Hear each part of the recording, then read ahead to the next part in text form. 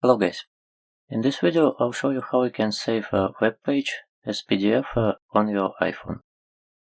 What you need to do is just open your web page that you want to save as PDF, take a screenshot,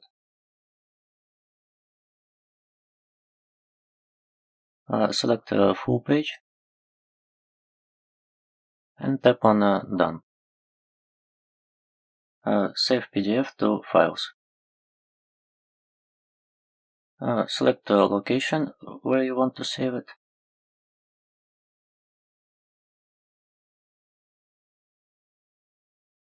And tap on Save.